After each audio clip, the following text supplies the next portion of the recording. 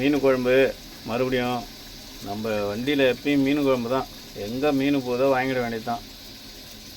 மீன் குழம்பு தான் நம்மளுக்கு சாவர வரைக்கும்.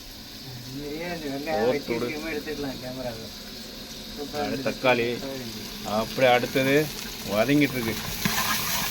எல்லாம் வதக்கின உடனே 2 நாளைக்கு வச்சுக்கேன் தான். முந்தா நேரத்தை வச்சு 2 நாளைக்கு சாப்பிட்டாச்சு. இதை 2 நாளைக்கு சாப்பிட வேண்டாம். மீன் சாப்பிட சாப்பிட உடம்பு நல்லா ஆரோக்கியமாக தான் இருக்குது. சாம்பார் ரசத்தெல்லாம் சாப்பிட்றதோட அது ஹோட்டலுக்கு போனால் அதெல்லாம் பவுட்ரு போட்டுறான். நம்மளே சமைச்சு சாப்பிட்றது தான் நல்லது.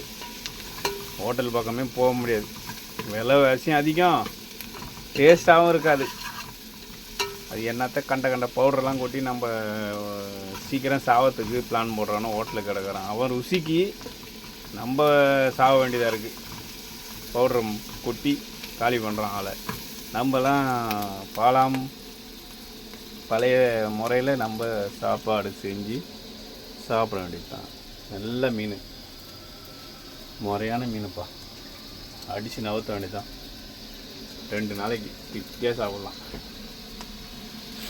நம்ம மாஸ்டர் இவர் தான் பார்த்துக்கலாம். குழம்பு வைக்கிற மாஸ்டர் இவர் தான்.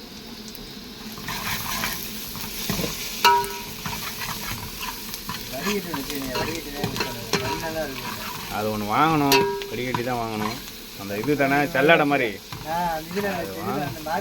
நம்ம வாங்கணும்னு நானும் பார்த்துறேன். அது எல்லாத்துக்கும் சிக்கன் எடுக்க, சிக்கன் பொரியல் பண்ணுறது எடுக்கல, மீன் எடுக்க சின்னது திட்டமாக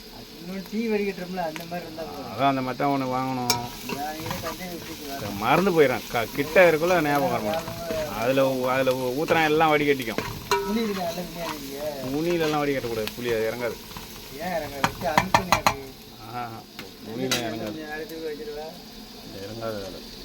இறங்காது. அங்கக்கணும் டைட்டாக முறுக்குனாக்க